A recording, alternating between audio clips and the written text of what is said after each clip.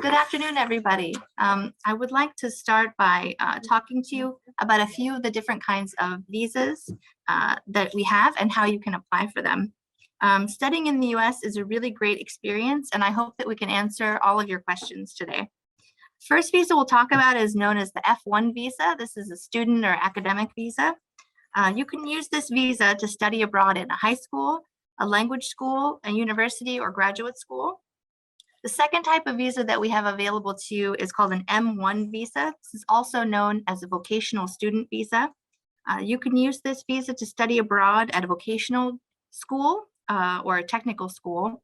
So when I think of the M1 visa, you often see students going to ballet school or flight school. Those are the two common programs that we use for the F1 or for the M1 visa, excuse me. We'll also talk a little bit about optional practical training. We call that OPT for short. Optional practical training is available to you after you complete an F1 program. It's work authorization that's available to you up to 12 months. You apply to DHS to get this work authorization with assistance from your school official. It's available once per education level. So at the associate's, bachelor's, master's, and doctorate level, OPT is available for you. It's not available to students who are studying English as a second language or for non-degree students. If you're studying in a STEM field, so science, technology, engineering, or mathematics, you can apply to extend your OPT for up to 17 additional months, 2 times. That extension is limited to just 2 times. So STEM students who are studying in STEM fields have additional opportunities for optional practical training. Next slide, please. Okay, you can study in the United States as a high school student. You can either study using a J1 visa or an F1 visa. You can study at a public high school for up to 1 year. And for that, you would use either a J or an F1 visa. In order to apply for that sort of program, you need to demonstrate that you have enough funding to cover the full year at the public high school. If you choose to study at a private high school, you can use an F1 visa to do so, and there's no limit. You can go for the entirety of high school if you want to. And for that, you'd need to submit proof that you can cover at least the first year of the program. Next slide, please. This is a list of the activities that you can take part in if you apply for an exchange visitor visa, so a J1 visa. As you can see, there's many kinds of activities and many types of people who take advantage of our exchange programs. They all, however, have one thing in common. Each of these programs have an element of either cultural or educational exchange in the US. So some of these are our most popular programs. You can see, I bet you can find something on this list that's interesting for you. So next slide, please. Summer work travel is one of our most popular programs. We recently were able to add new program dates for Japan. You can take a look at the new dates there in red. If you don't have classes during these periods, you can apply for summer work travel. Summer work travel is an exchange program that's available to college students, and you're eligible to come to the US and work part-time so that you can experience what it's like to take part in the US labor market over your vacation periods. It's really exciting. It's very popular. If you have any questions or you want to see some videos about how this works, there's a link at the bottom that's available to you. Next slide, please. So currently we're accepting applications for student and exchange visitor visas in Tokyo, Osaka, Fukuoka, Sapporo, and Naha. The appointments are available to you. You can make the appointments online. We recommend that you make your appointment or apply for your visa as soon as you get your eligibility documents, which we're going to talk about in a moment.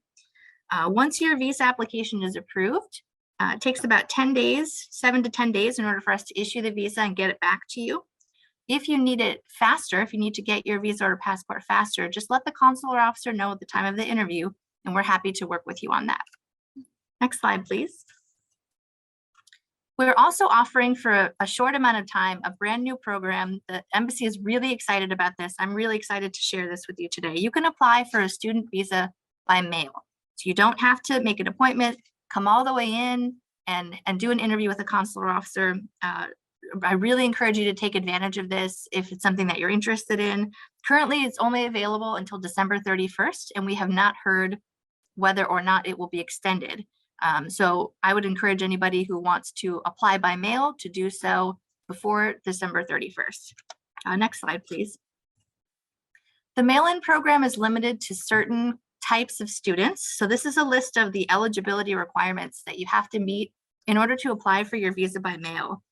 So as you can see, you have to be Japanese, have Japanese nationality. You have to be staying in Japan.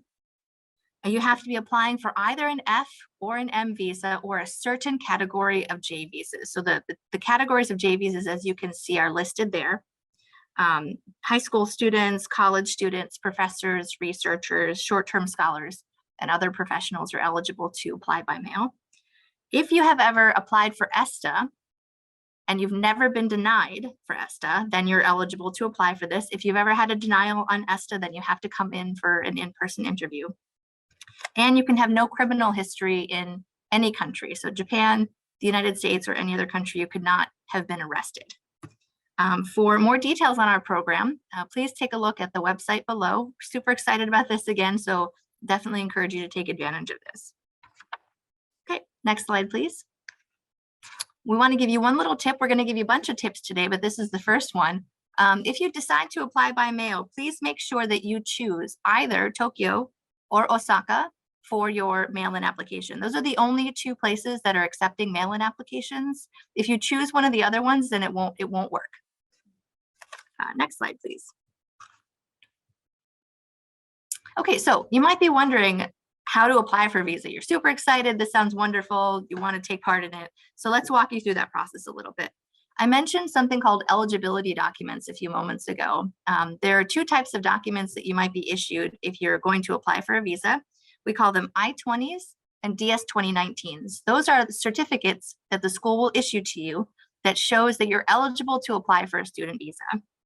So once you apply to the your program of choice, whether it's an ESL program or you want to go for summer work travel, you'll get your documents and then complete an online visa application.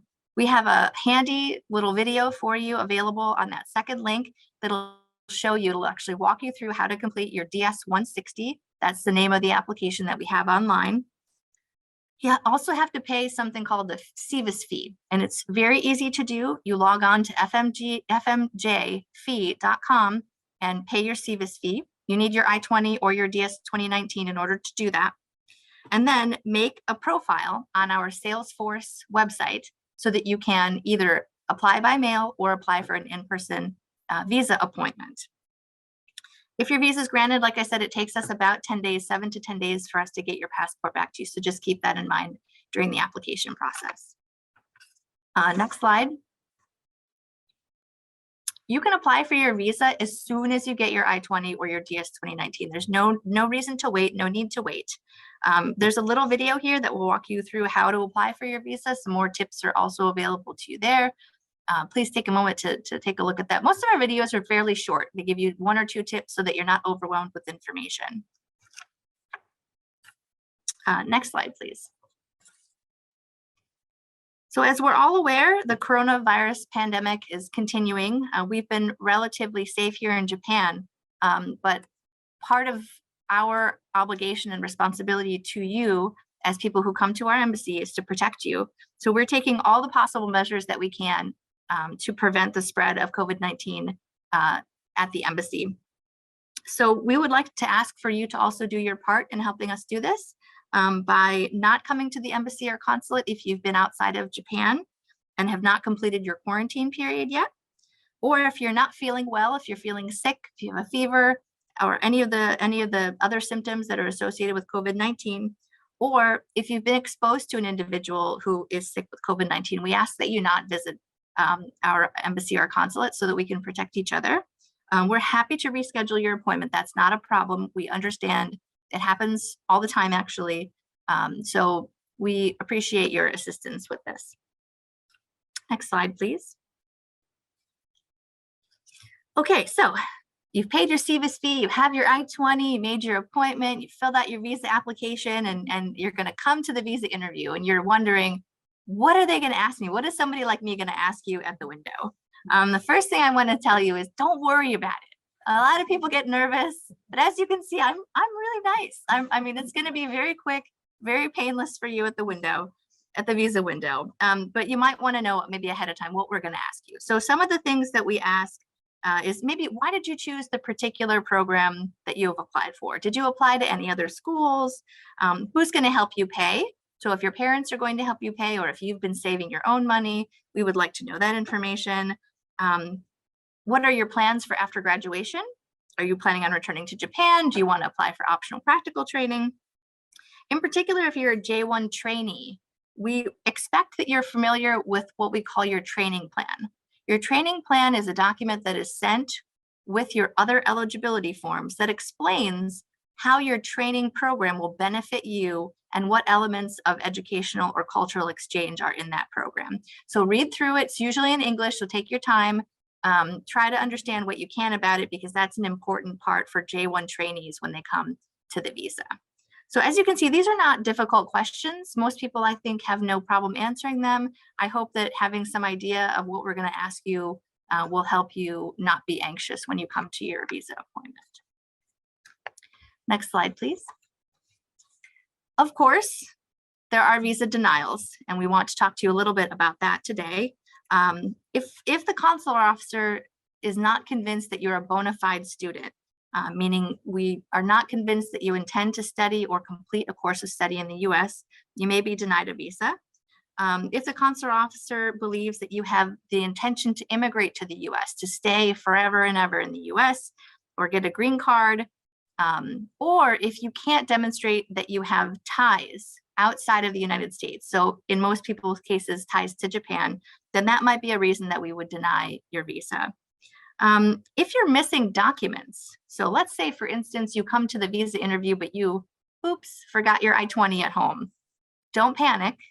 We're not going to deny your visa for that. We may temporarily close your visa and ask for you to either bring in or mail in those documents, and then we will continue to look at your visa case. Those kinds of visa denials can be changed. We call them overcoming, a denial overcome. We generally do not permanently deny visa applications for a lack of documents. So I hope that that clears up some common misperceptions about the visa application process. Okay, next slide, please. So when can you apply for your visa? You can apply, like I said, as soon as you receive your I-20 or your DS 2019. We cannot technically print your visa more than 120 days before your program starts, but you don't have to worry about that. You can apply well in advance, way before the 120-day mark. We will just hold your visa application and your passport until it's time for us to print it for you. So that's not something you have to worry about. Just apply as soon as you get everything in order, and then we'll take care of the rest. Okay, next slide, please. So you've paid your fees, you filled out your application, you applied by mail, or you came and had an interview, and the officer said you've been approved. Super excited. When can you go to the US, right? So this is a great question. We understand that moving abroad can be really stressful and takes a lot of time. So we allow you to enter the US as an F1 or J1 student up to 30 days before your program starts. So during those 30 days, you can enter the US, look for an apartment, go to student orientation, maybe take a campus tour so you can get used to the school, find your new favorite restaurant, whatever you need to do. You have time to do that before your program starts. We also give you time after your program to kind of close up your American life before you go home. So if you need to end your apartment lease, or maybe have a go-away Zoom party, whatever it is you need to do, we give you 60 days after the end of your program to finish that up. Now, a couple of things. During that 60-day period that we give you to finish wrapping up, you cannot travel in and out of the country. So you can't go to Canada or go on an international cruise and come back into the US. That's 60 days, but you can travel anywhere inside of the United States that you want to.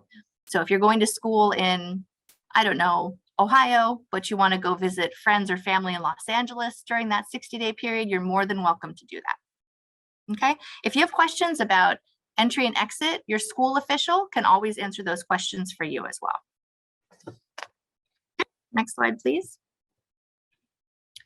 So online classes are a big topic nowadays because of the coronavirus pandemic.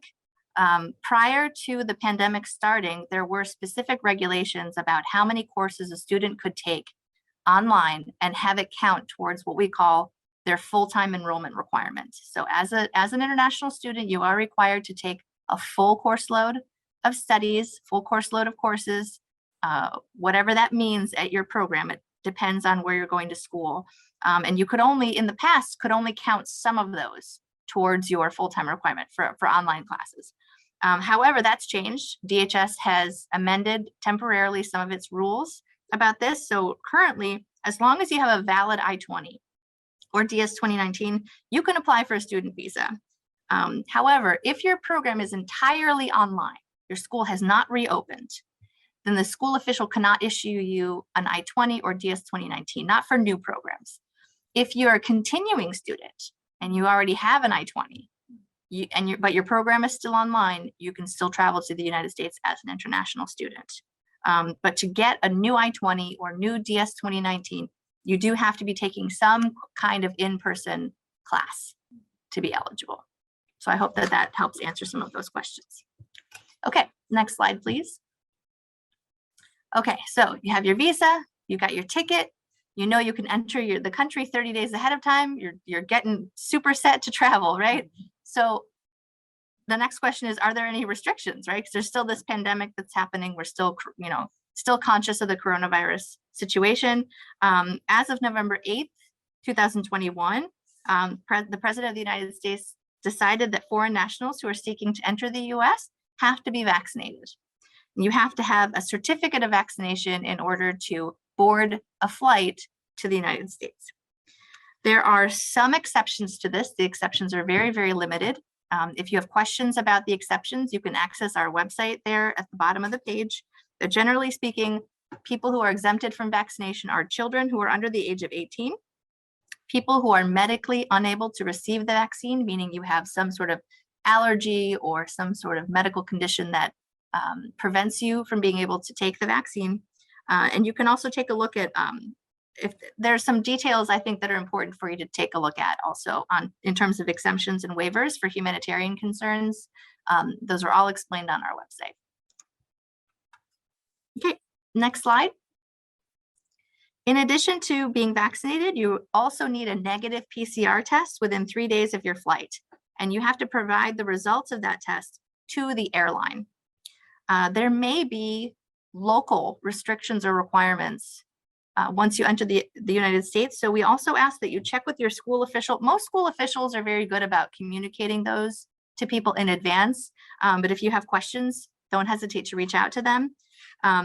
There are sometimes local restrictions that are available on the Department of Health's website for whatever city or state that you're going to. So we advise that you check those as well.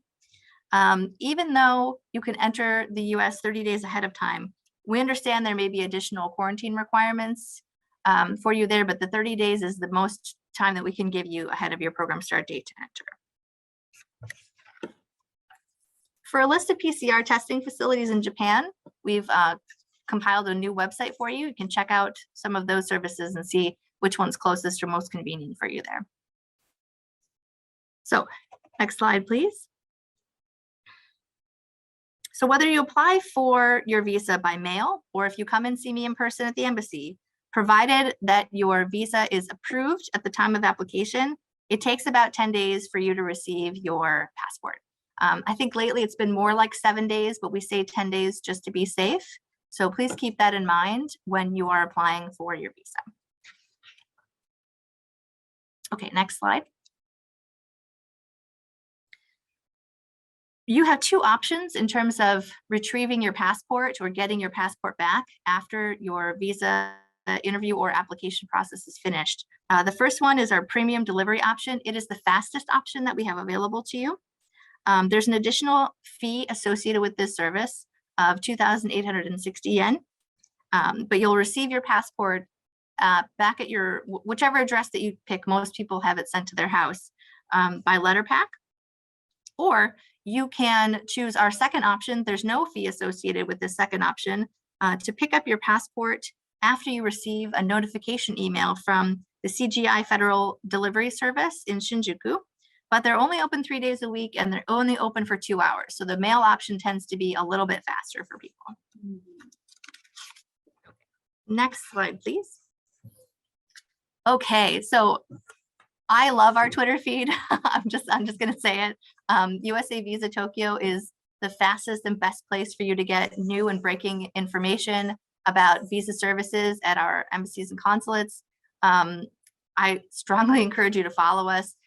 If you have any questions about the visa process, we want to encourage you to contact us. You can call the US Travel Docs folks at our call center between the hours of 10 a.m. and 6 p.m. Or you can visit our website, or you can email us at support-japan@ustraveldocs.com. We are constantly in touch with the people who help answer your questions. So if something comes up that we're not offering enough information on, they always let us know so that we can either put it on our website or put it on social media so that we can reach you. So please don't hesitate if you have any questions to reach out to us. Next slide, please. Okay, so we have received some questions from participants in advance. And since these questions might be helpful for you, we're going to go ahead and read them and answer them. And then we're going to open up the floor for additional questions. So, Matsumoto-san. 次のスライドお願いします。その次お願いします。はい。今、ライブでご参加の皆様、質問ございましたら、Q&A の方にご入力ください。英語で入力していただくとスムーズです。日本語でも構いませんが、英語でご入力いただけると、直接領事の方から英語で回答いただけるので、英語で入力していただけると助かります。ごめんなさい。イベントベース上でご参加の方は、右側に Q&A と出ていると思います。Zoom でご参加の方は下または上に出ているかと思います。時間が許す限りご質問にお答えいただこうと思います。事前に集めた質問の方から先にお答えいただきたいと思います。次のスライドお願いします。はい、それでは、質問の方、私の方から読み上げさせていただいて、それぞれ回答していただこうと思います。それでは、1つ目のご質問です。親名義の残高証明書を提出する場合、戸籍謄本と納税証明書およびそれぞれの英文翻訳は必須でしょうか。またそれは未成年でも同様でしょうか。はい、回答させていただきます。はい、年齢に関係なく、親名義の残高証明書をお持ちになるすべての申請者に戸籍謄本のコピーとその英訳をお持ちいただいています。以上です。はい、ありがとうございます。次の質問です。4年生大学学部留学ビザ F1 のことをおっしゃっていると思うんですけれども、の取得時の財政能力証明書について具体的にどのくらいの預貯金が必要ですか。また、下記のものも財政能力証明になりますか。それらを財政証明書として預けました場合に、あといくらぐらいの預貯金が必要ですか。1年分の学費等を大学に支払った後の、お母様の預金残高が100万円ぐらいで、日本学生支援機構から毎月、12万円奨学金をもらっている。で、別政権の、お父様の収入が月約40万。で、その中から毎月20万の養育費をもらっている。で、こういった場合に留学ビザ、学生ビザを取得するには、あとどれぐらいの預金が必要でしょうかということです。はい、こちらもクレア領事が回答いただいたものを日本語に訳した回答をお答えさせていただきます。学校はあなたが参加するプログラムにかかる1年間分の費用を I-20 に記載します。この金額があなたが証明する必要がある最低限の額となります。なお、参加プログラムによっては、学内での雇用や奨学金を必要な資金に充てることもできます。以上です。はい、ありがとうございます。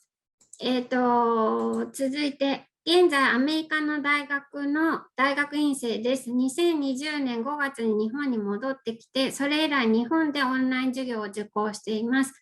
F1 ビザは2021年10月26日に失効しました。以前からアメリカの大学にビザが失効するので、新しい I-20 を発行するように依頼しておりました。大学からはフェイス2フェイス授業が全面的に COVID-19 感染以前の状態に回復しないと新しい I-20 は発行できないと言われて今日に至っています。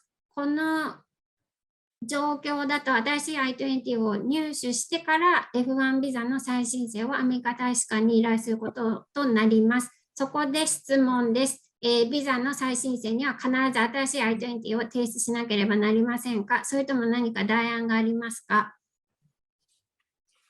はい、お答えします。F1 ビザを申請するためには有効な I-20 が必要です。新入生は対面式の学習をある程度必要とするハイブリッドプログラムに参加していれば、米国への入国が認められます。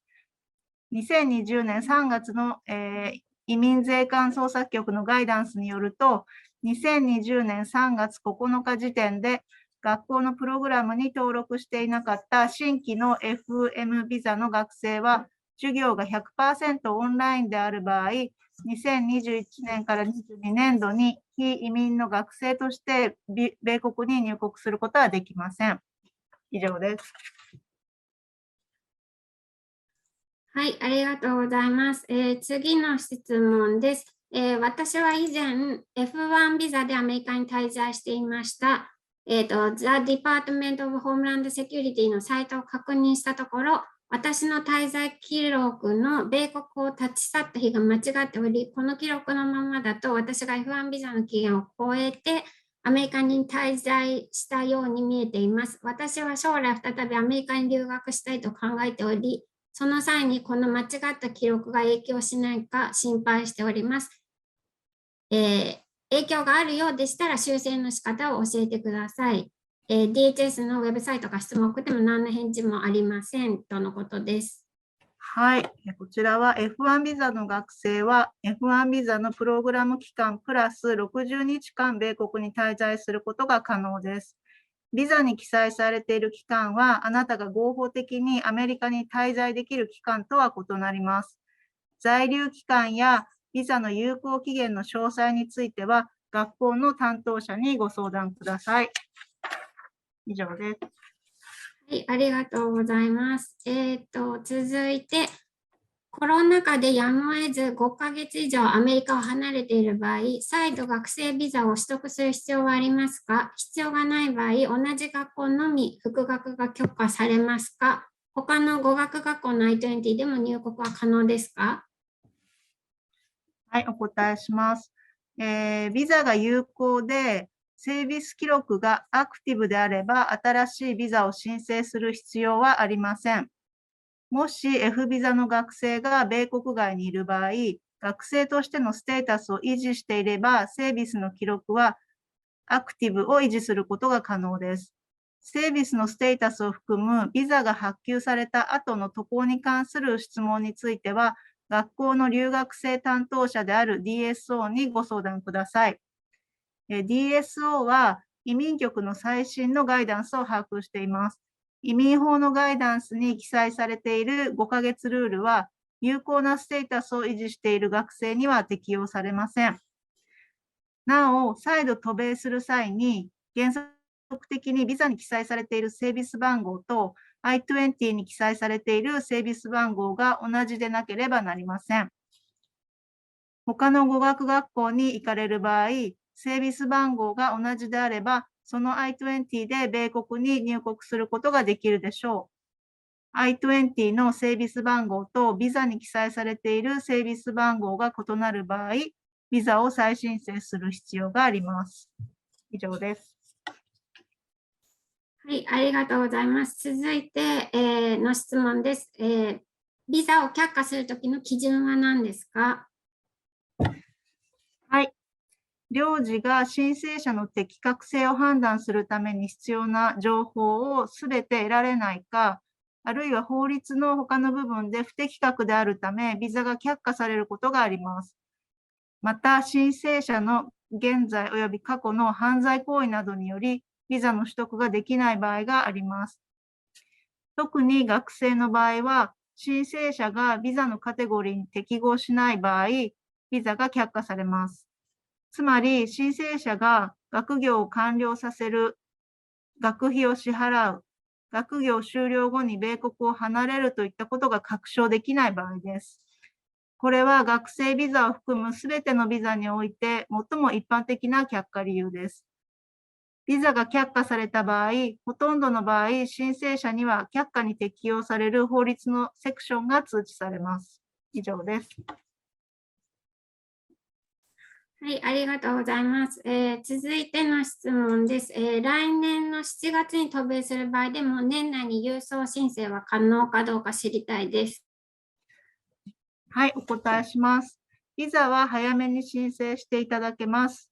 ただし、プログラム開始日の120日よりも前にビザを発給することができないため、早めに申請していただいても、大使館はビザが発給できる日になるまで、ホールドする形となります。以上です。は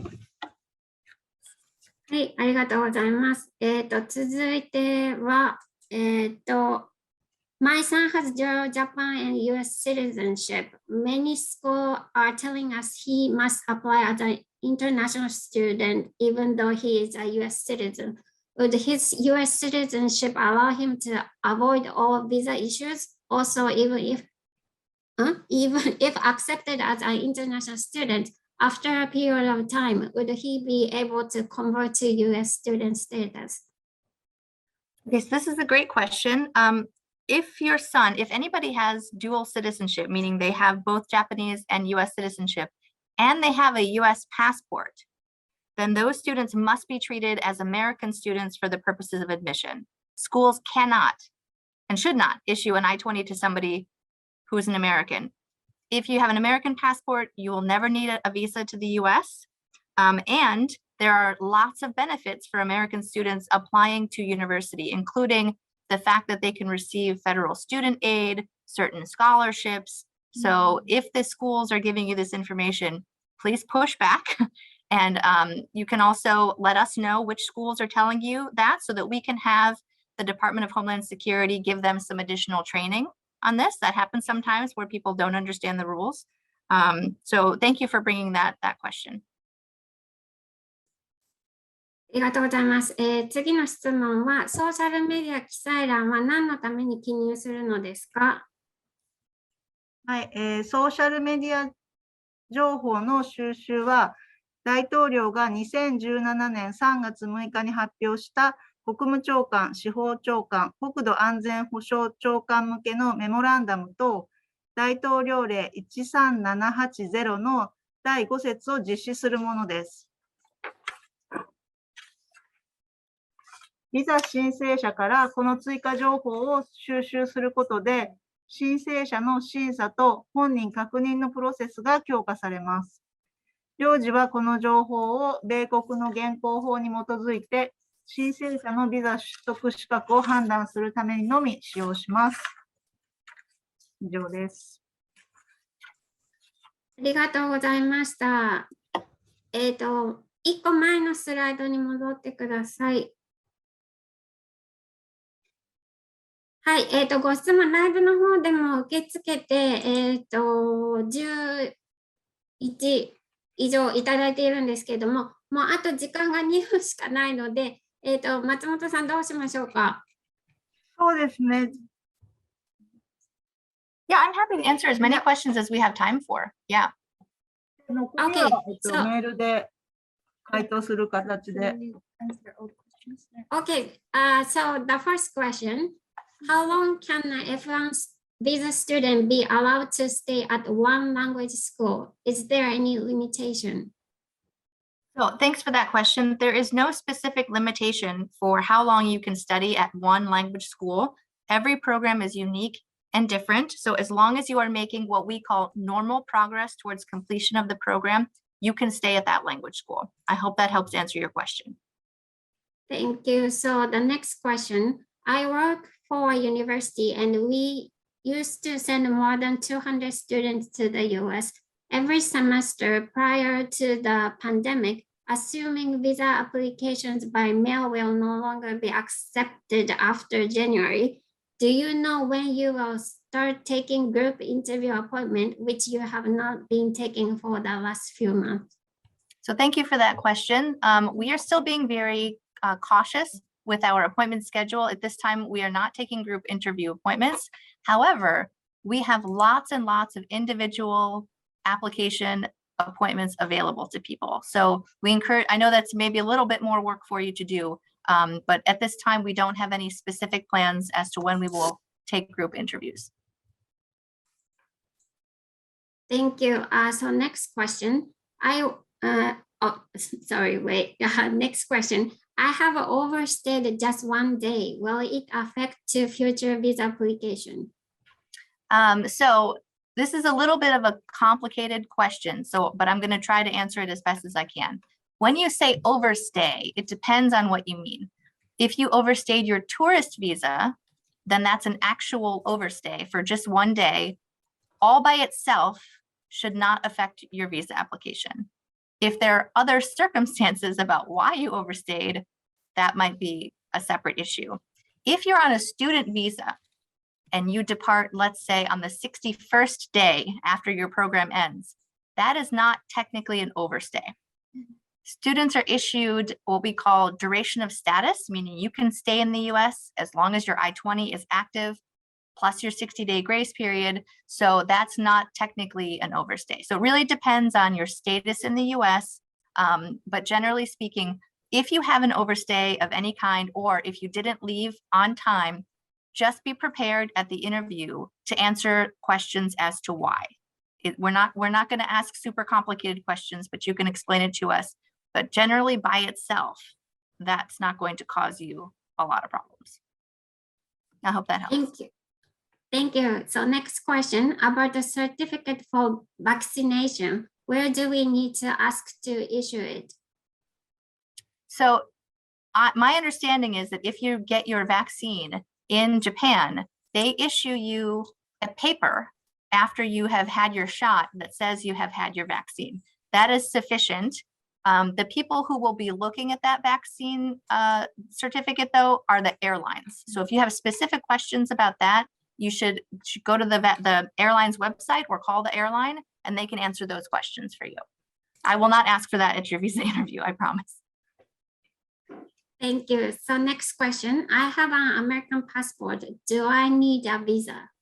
If you have an American passport, you do not need a visa. In fact, if you have an American passport, you actually have to use it to enter the US. So if you want to find information on studying in the States as dual nationality, do we have something like that on the American side for public affairs?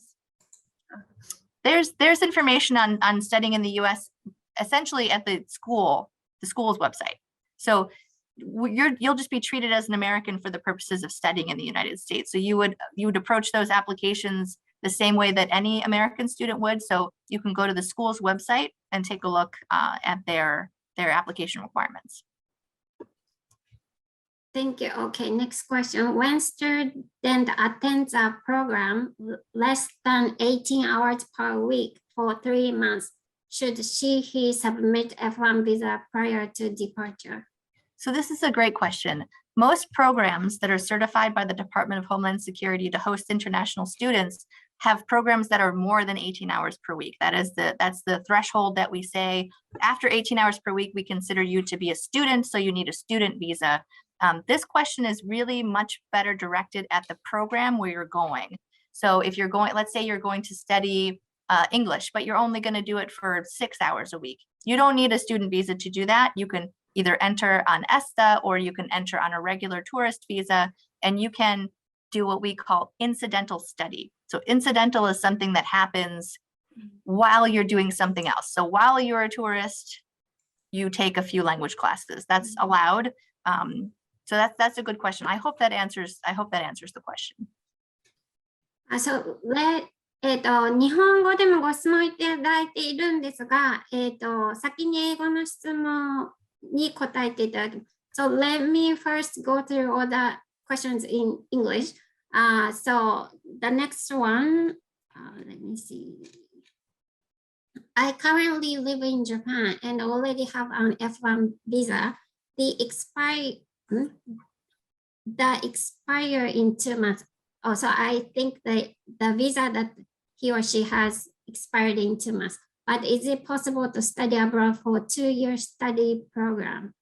So that's a good question. If you already have an F1 visa and it's going to expire, the question I would have is, what is happening with your Sevis record that is associated with your F1 visa? If that record is not active, if it's closed, if it's completed, if it's canceled, if it's terminated, if it's in any status other than active, then you can't use that visa anymore. You have to apply for a new one. If your Sevis record, though, is active, you can go to the US at any time before your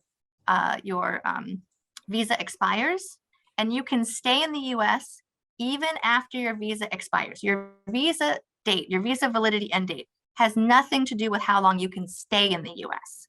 Your visa is kind of like a movie ticket. Like you go to the theater and you have a ticket to go see the movies, right? As long as that movie is still playing, you can use that ticket to go into the theater. That's fine. But once that movie's over, the ticket's not good anymore. Then you have to get a new ticket. So a visa just lets you get on a plane and go to the border and ask to come in, but it doesn't say how long you can stay. So I hope that helps. If you have a question like that that's a little bit complicated, your school official can 100% answer that question for you also. Should we keep going with the questions, or? We have time. So whatever your schedule allows for, we are happy to answer any questions. Okay, so the next question, can we apply visa by mail even though we are going to US in 2 years? That's a good question. I love how prepared this person is. This person wants to do it early. If your school issues you an I-20 or a DS 2019, then you can apply. That's my answer. If they're willing to issue it to you early and their rules don't prevent them from doing that, then I say yes, go ahead and apply by mail. If you don't want to come to the window and see me, I understand. It can be nerve-wracking. So yes, I think as long as you have the documents, you can apply for the visa. Okay, thank you. 皆さんご質問はもうここで締め切らせていただきます。Okay, so next question. Let's see. I have a M1 visa. After OPT, I'd like to go to the same school. However, join the different curriculum. Do I have to leave America once? This is a good question. M1 visa rules are a little bit complicated because they have to be adjudicated at the Department of Homeland Security. So they're unlike F1 visas in that, for instance, you have to apply through the Department of Homeland Security to transfer if you're on an M1 visa. So this is a good question. I think the person who is best equipped to answer it, because timing is very important and there's lots of deadlines for M1 visas, you should ask the school official for the M1 program where you already are, how to handle that, what applications you need to submit and what your deadlines have to be, because the M1 visa it's more kibishi, it's more strict. So just talk to your school official about that. Okay, thank you. So next question, I submitted I-539 and I-765 for OPT with M1 visa. How long can I wait the reply from USCIS? My I-20 will be expired within 3 weeks. This is a great question. This goes back to the M1 rules that I was just talking about. If you have applied for an extension of status before your status expired, then as long as you're waiting for USCIS to adjudicate your request, you're still in status. Now, I understand that the wait times for USCIS can sometimes be lengthy. So I don't know currently what the wait times are to adjudicate the extension of status forms, if you're curious, you can go to Google and type in wait times USCIS, and there's a handy little website that will tell you what the average wait times are for every type of application at every service center for USCIS. So we try to give you that information. So that's where I would go if I have questions. But you're still okay. You're still okay to stay in the States while you're waiting for them to approve or deny that extension of stay. Thank you. So, questions in Japanese. 親の残高証明書を提出する場合、戸籍謄本とその翻訳が必要とご回答いただきましたが、納税証明書とその翻訳も必要でしょうか？ No tax certification is necessary for that. Just the koseki will be fine. 戸籍謄本とその翻訳だけで大丈夫だそうです。親名義の残高証明書を出す場合、戸籍謄本が必要とのことですが、戸籍抄本でも OK でしょうか？ I think 戸籍証本 is fine. That's okay. Just something that shows us you have a relationship with the person who's on the bank statement. I think that's fine. Yeah. 戸籍証本でも大丈夫だということです。Okay, so the additional question, is it hard to be approved M1 visa if my background is not related to what I study in the US? Not necessarily. Every day I have people come to the visa window who are wanting to take part in a program that is something they've been wanting to do for a long time. And that's fine, as long as you can explain it. And I might not ask about it, but if you can explain why you want to do this, then no, you don't have to have a background in any of these things in order to take part in these programs. That's part of the beautiful part about this, is you get to learn something brand new. You know, maybe you're an engineer and you want to go take flight training. That sounds amazing. I think you should do that. So no, you don't have to have a background in those things, but we may ask you about it. So just be prepared to explain it to us. And by the way, so the consular officers speak Japanese. If we need a translator, like Matsumoto-san, we are happy to have someone help you explain in Japanese. So please don't worry that it will be difficult to explain in English. Thank you. So next question. I read that India, China, and Canada nationality are going to be hard to get visa. Is it true? I haven't heard that. Honestly, where you live, sometimes the ability to be qualified enough for a visa does depend on sometimes where you live. But I have not heard that.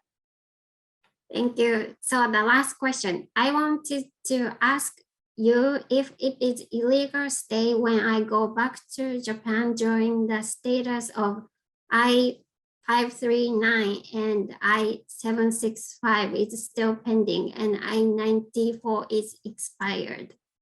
Okay, so the I-539 form, that's the form that people use to either extend their status or change their status while they're in the US. The I-765 form is the application for work authorization. So just so people know what we're talking about, there's so many form names. I'm sorry about that. So no, if you applied timely, meaning you applied before your I-94, that's the card that says how long, or the form that says how long you're allowed to stay in the US. As long as that application was submitted before the I-94 expired, it is not illegal for you to decide to depart the US instead. All of our records will indicate that to us. It will tell us that. So that's not something that I would worry about.